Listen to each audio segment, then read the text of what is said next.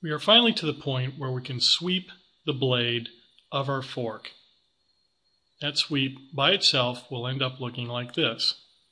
In the last several videos, we made a layout sketch of the fork on the front plane and a layout sketch on the tilted right plane. These sketches contain depictions of what will be the guide curves for a profile that will be swept from the crown down to the fork end. It's our job now to take all these lines in the layouts and project them together in such a way that we get a series of 3D guide curves that will be guiding our profile from top to bottom. We will have a total of 4 projected curves, and since each curve requires 2 sketches for projecting, that would mean we would need to make a total number of 8 copies of various lines from our layouts. However, if we look at our layouts, we have 1, 2, 3 lines in our front view and 1, 2, 3 lines in our right tilted plane view. So that means we are missing 2 lines. However, we have to remember that this line here will be used twice as both the trailing and leading edge of the blade when looked upon in this viewpoint. And when we're looking at the blade in the front view, this line here will be acting both as the inside and the outside edge. That's where our missing 2 lines are coming from. We're going to start with the trailing edge because that's the order of the guides that I did in my example file. So here we see a projection of the trailing edge, and that is made by copying this line from the front view layout and this middle line from the right tilted plane layout, then projecting them together. So I'll go ahead and roll this back. We'll go ahead and do that. So on my front plane, make a new sketch, simply copy this line,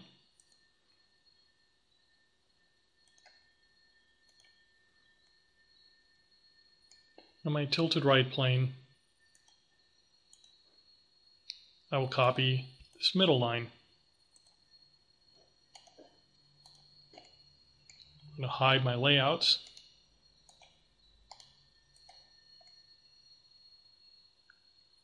And I can see just the 2 sketches that I'm going to project together. So I'm going to insert, curve, projected, sketch on sketch, select this curve and this curve. That is step 7C, my trailing edge guide. Step 8 will be the leading edge guide, so I will show my layout sketches again. This time I want to copy this leading edge in the front view and utilize the same center edge in the tilted right view. So on my front plane, sketch, copy this line, finish the sketch, in the tilted right plane, that's the plane passing through the steering tube, a new sketch, and again I'm going to recopy this a second time.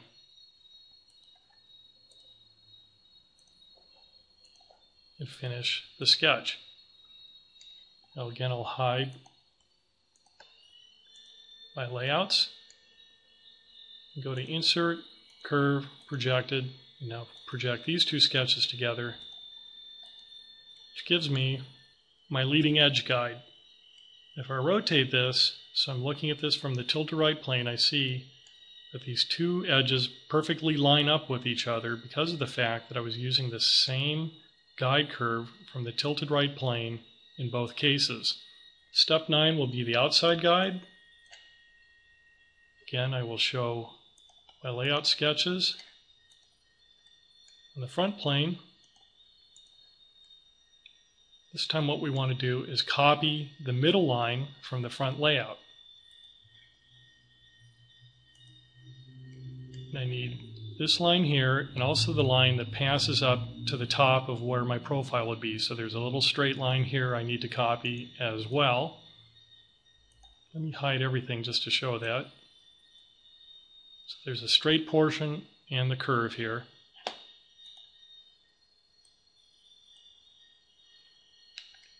And my tilted right plane. new sketch. Because we are making the outer guide, we need to copy these curves here. Convert entities, select these two, and finish the sketch. Now let's go ahead and hide our layouts. We see the two sketches that need to be projected together. So insert, curve, projected. Pick this sketch and this sketch. Now for step 9, we have our outer guide curve. Last curve then will be the inside one. That will be step 10. And again, turning on my layouts, what I need to do is copy this inner line from the right tilted plane, and I'm going to reuse this middle line from the front plane. So on the front plane, sketch. We're going to go ahead and copy this line. We don't really need this part because the inner guide does not go all the way up to the top here. So convert entities, finish, and our tilted right plane, new sketch, and we're going to copy these two inner lines and finish the sketch. Again, let's go ahead and hide our layouts, see what we've got. So here are, in gray, our two sketches we'll project together. Insert, curve, projected.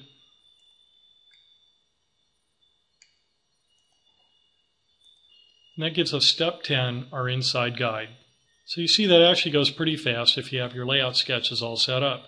Step 11 is going to be to draw the profile on our front plane that's going to be swept from the top to the bottom. This profile needs to have pierce relations to each of these curves. I'm going to show my front layout again.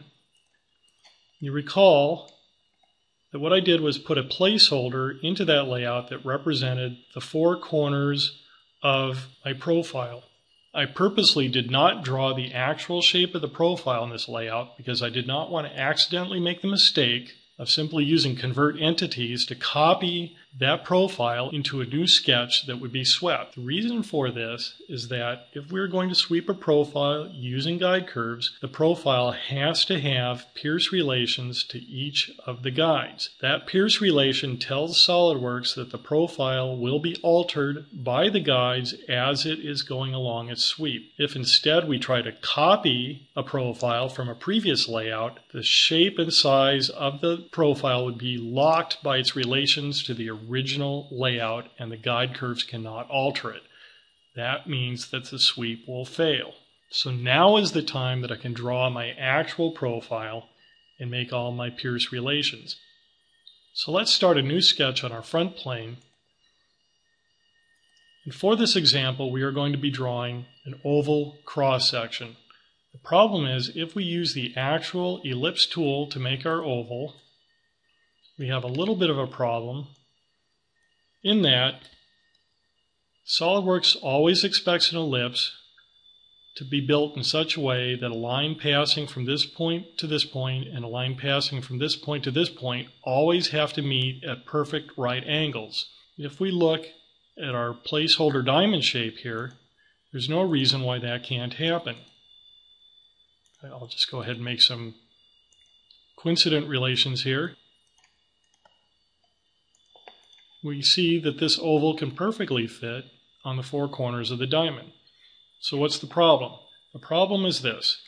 When this oval is being swept downward, there's no absolute guarantee that as this profile is being swept around all these twists and turns, that these two axes that pass through the corner points will always be perfectly 90 degrees from each other. They'll be close, but they'll probably not quite always maintain that relation as we're going around the bends.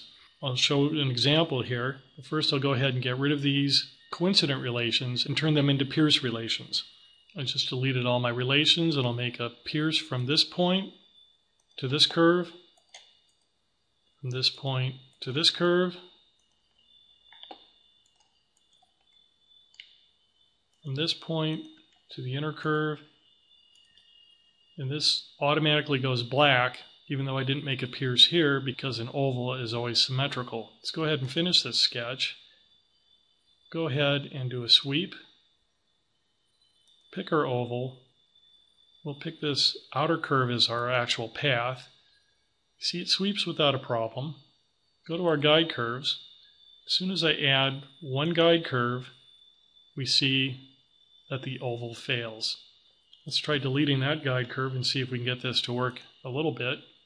So here we see it sweeps a tiny bit, but just a very short amount. So what's happening is, as this gets a little bit down the sweep, it's unable to maintain the proper relations to the guide curves because of the twisting and turning that it's doing as it's going through its sweep paths. Let's go ahead and delete that.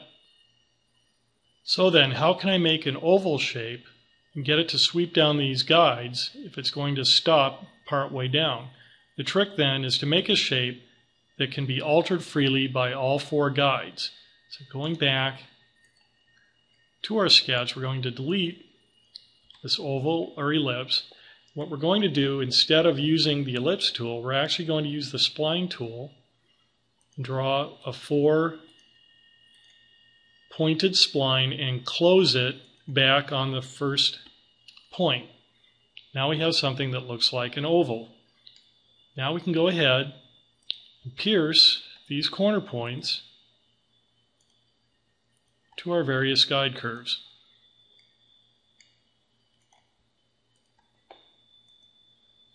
And we have one more hanging way out here. You see this has gone perfectly black. And it looks just like an oval, but in fact it's a spline, and there's no expectations on the spline about an axis passing this way being perfectly at 90 degrees to an axis passing this way. SOLIDWORKS can freely move each of these 4 points independently of each other as this is being swept on the 4 curves.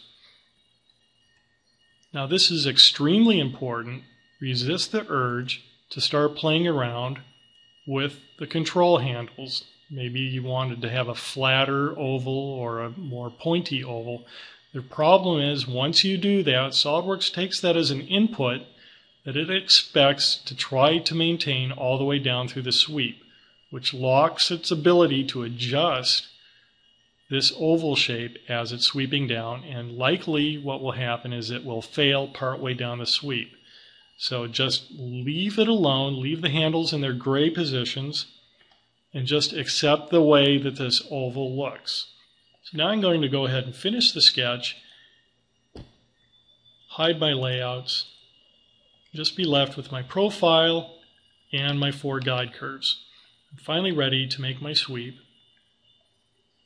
So go swept, boss base, here's our profile, and I think I'm going to choose this outside guide as my path, and the others will be my guides. I'm not sure it matters, but this one is on the center, so it kind of makes sense to me. So here's my path, then going to my guide curves, click on my inside guide,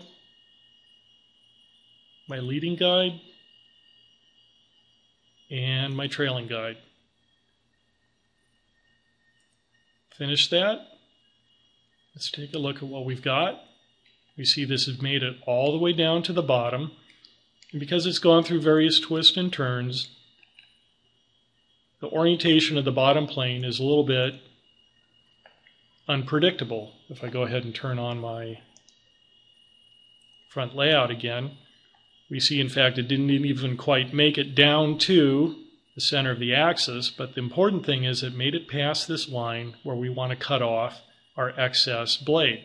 This is a big reason why I wanted this to go a little farther than necessary, because I knew that if we made our guide curves only go to here, that probably due to the unpredictableness of the bottom area here, that there was a chance that actually portions of it would not have gone far enough. So we purposely overshot, and then we'll cut back. So what we've just done is successfully completed step 12, the blade sweep, and step 11, the profile that we drew up above. Step 13 then is going to be just to trim off this excess material. So on our front plane, we'll make a new sketch. I'll take this line and copy it. And just to be safe, so I'm going to drag this out a little bit and then go back to Features, Extruded Cut. I want to cut downward, so I'm going to flip this side. And now I've got a nice cleanly trimmed off blade. To finish this video, I'm going to go back into the blade profile sketch, demonstrate the versatility of this method that we're using. So here we decided to do an oval shape for the blade cross section, but we can do other things. For example, I can draw 4 arcs that are connected together.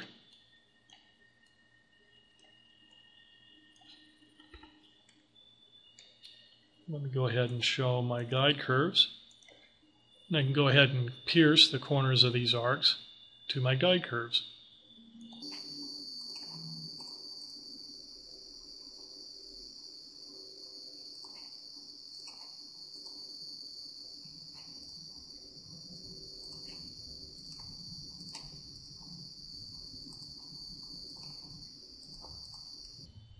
See, these are all still blue. Now, one thing I could do that could probably be successfully swept down to the bottom is giving a fixed radius to these 4 sides. As it sweeps down to the bottom, the distance from a straight line connecting the points to the arc will just get smaller and smaller.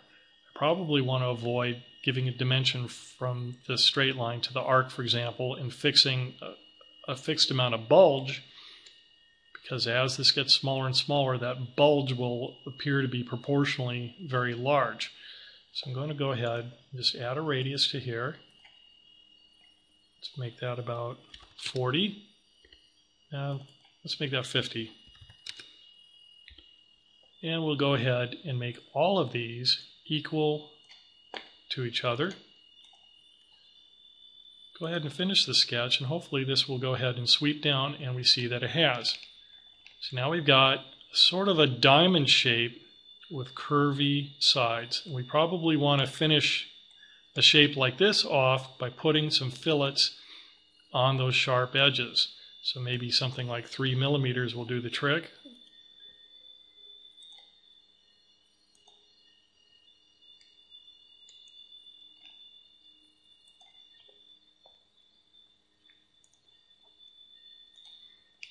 There we have another shape for our blade that's a little bit different. It's more severe with just some sharp corners. I'm going to show another cross section you can possibly do, and you're certainly not limited to the 3 or so that I'm going to be showing here. So I'm back in my sketch again. I've deleted my profile. So I'm going to go ahead and draw 2 new center lines. I'm going to purposely make sure that they aren't perpendicular or vertical or anything like that. I'm going to pierce this point to the trailing edge, this point,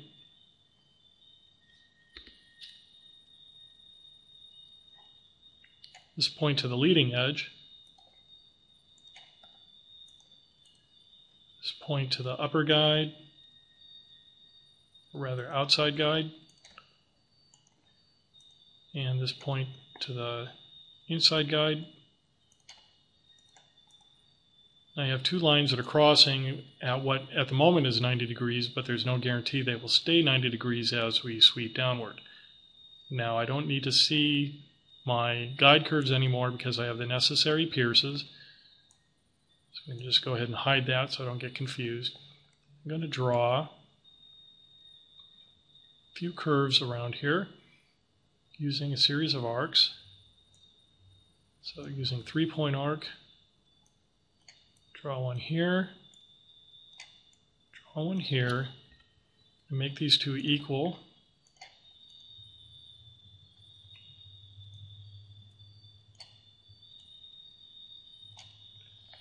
And I'll draw a tangent arc connecting these together here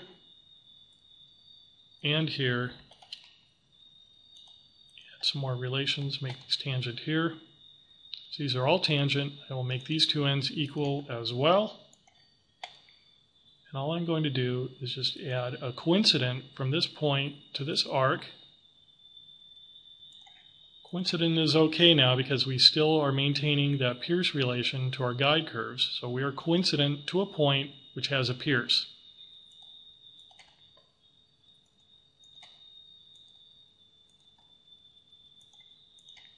Finally, coincident here.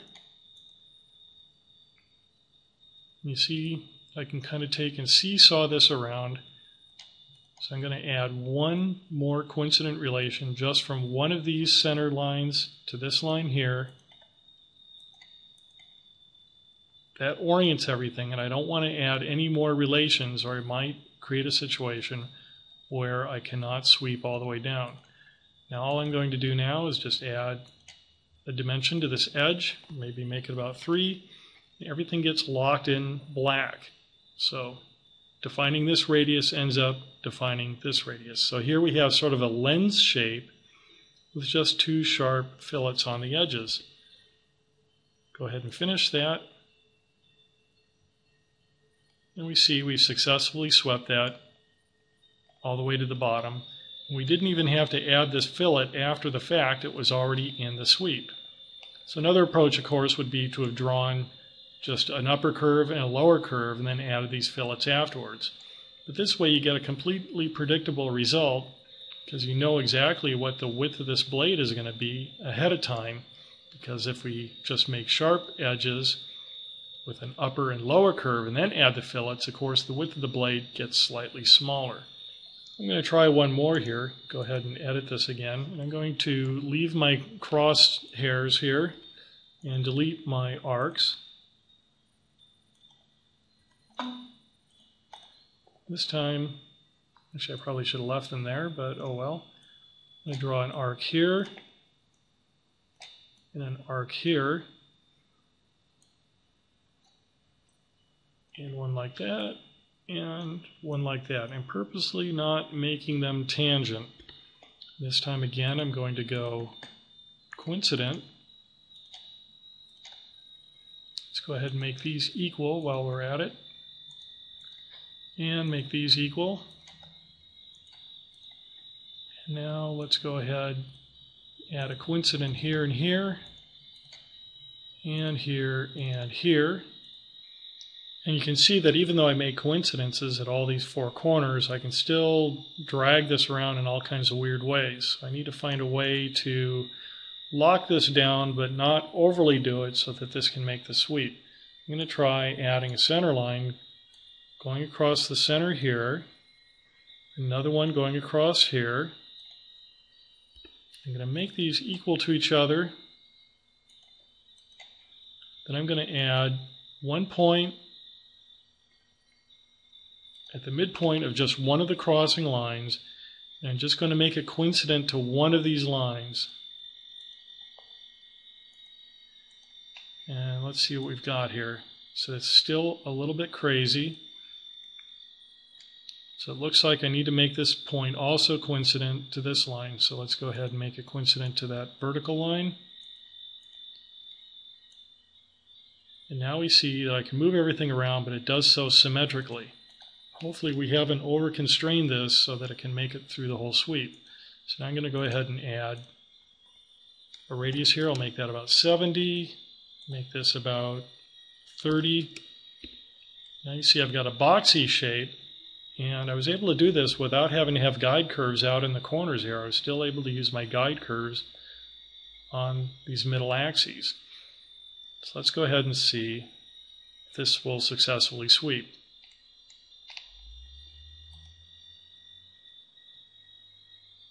And it does.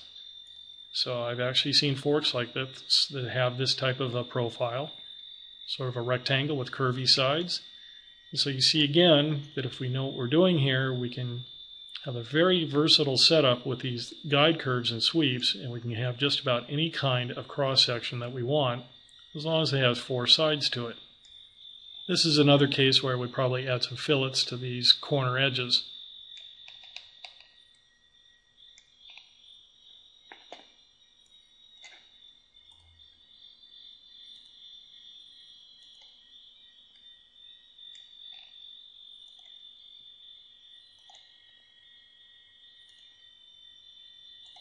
So there you have 4 different examples of sweep profiles you can do. Last part of this video will be finishing off the fork end and the dropout and adding the crown.